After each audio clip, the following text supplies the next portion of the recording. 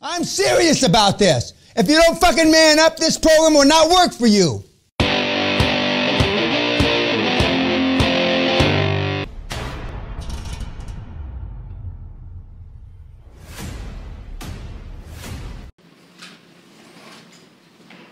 I saw what Bunker Hunt of the Hunt Billionaire boys before internet did. I'm exaggerating, Bunker, God rest his soul. I'm not sure the fucker could read. But you have been told, you know what the fuck you've been told. That's such a load of hot cock, it's beyond my comprehension.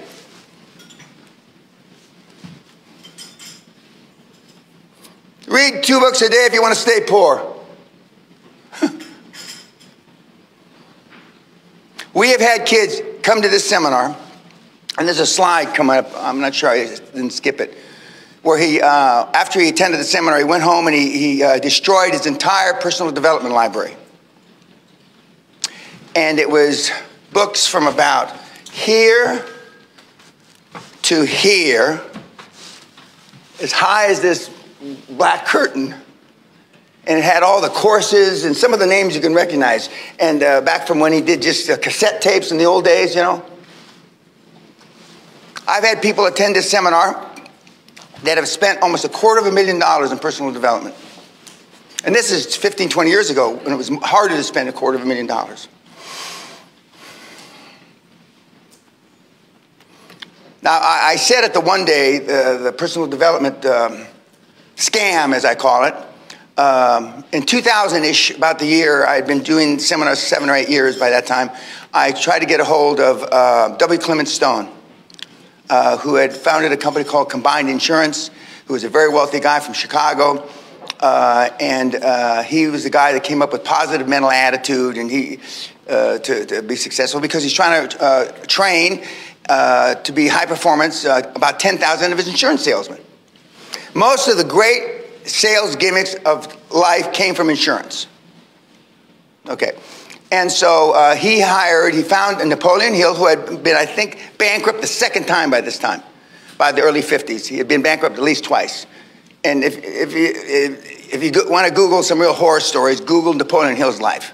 I mean, not on the first page of fucking Wikipedia. Go page 20, 30, 40, 50, and put down pedophile, put down lawsuits, put down sexual assault, and you read a whole bunch of great shit about Napoleon Hill. But anyway, so he hires Napoleon Hill, and he brings him to Chicago. Napoleon Hill's more or less destitute. And remember, he had written the book, Think and Grow Rich, in I was published in 1919, right when, and it was interesting, Think and Grow Rich was published just after Andrew Carnegie's death. What a fucking coincidence. What a motherfucking coincidence. Anyway, so he hires him, so it's from 1919 to 1950, 51, the Korean War is raging. And W. Clement Stone says, I need a new gimmick to sell whole life insurance. Whole life insurance is where most of the premium goes to commission in the beginning. It's a butt fuck is what it is. Anyway, and they sell it to you, because I sold it. We sold it to you because it's a forced savings plan. Anyway, so they get together, as legend has it, and they spend a few days, and we need something that you can't measure. Clement Stone said. You know, we can't be held accountable. And I don't know which one. In fact, Clement Stone, when I talked to him 2000, 2001, he couldn't remember if Napoleon Hill came up with the idea or he came up with the idea of personal development. You can't measure that. And that's how PD was born. An insurance scam to sell whole life insurance. And just how much money have you and you and you and you and you spent on it? This is bullshit. This is the truth. This is the truth. See, you all want case studies. I told you this yesterday. The industry wants case studies because they think because if they read how Steve Jobs did it, you can do it like that. But what they're leaving out is you're not Steve Jobs. And what they're leaving out, you're not me. And that's why I had such a hard time, like Atlas Shrugged, pushing this load of shit up the hill for so many years, because it took me 10 years to figure out, and I'm quick. that just because I did it in 4 minutes, nobody's going to buy off on that because they're not me. Now I have thousands, tens of thousands, hundreds of thousands of meatheads like you. And now we're booked up. If I wanted to give seminars from now until I'm 100, probably. Because you can relate to the monkey because you're a monkey. You can relate to the retard imbecile because you consider yourself down deep inside a retard imbecile. Even for the 2 or 3 of you that are cocky in here, I'll knock that cockiness out of you before the week's up, believe me. Because nobody in this room has done shit with their life. Not dick. Does everybody understand not dick? I got an email. Kat just gave it to me a few minutes ago. I'm not going to say his name, but this guy's a real fucking meathead. He came to the seminar October 2019, about 11 months ago. Closed his first deal today, which was yesterday. No payments for 6 months. 95% bank finance. 5% seller finance. SBA. Remember I said you didn't have to put any money in? Remember? No money involved. I hope $1. You got to have consideration.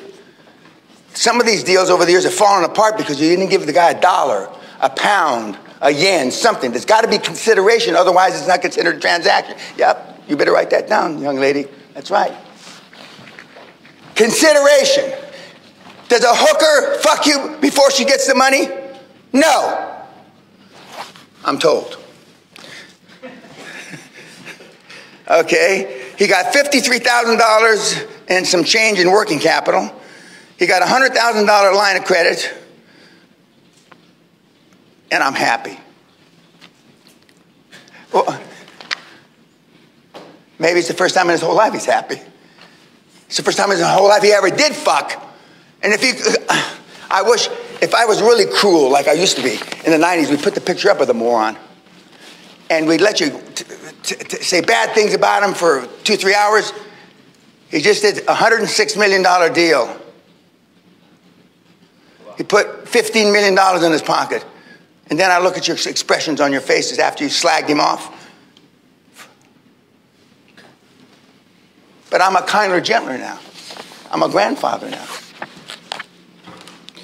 Okay, this guy's from Wisconsin. Idaho's near Wisconsin, isn't it? Close enough for government work, right? Okay, see what's in. Ooh, there's this picture. Ooh. Anyway, I won't show you that. That's not right. Oh, another one, another deal. Not quite as good. I get them weekly. I get him weekly. And although he may or may not ever do a webinar, I can't remember if he can talk English or not. Maybe, maybe not. You don't have to talk English. We had a guy from one of the French countries in Africa. What's French speaking in Africa?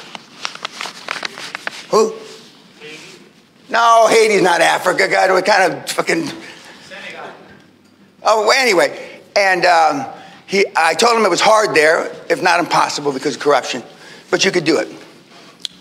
He moved to the UK, spoke extremely poor English, few words. I get an email with a picture of him during Corona. Corona, and I posted it on a black guy, big black guy sitting at a closing table with masks, if you saw my social media posts. Outside London, and he can't speak fucking English. How does a black man who can't speak English close a assisted living deal outside London? How's that possible? Because you don't have to read or write to do this program. Apparently you don't even have to speak English in an English-speaking country. When Gerard said, I don't want to say it's easy, but it's easy. He said that 3 times, I think. But many of you not just you, many of the people that have come through, find a way to step on their dick.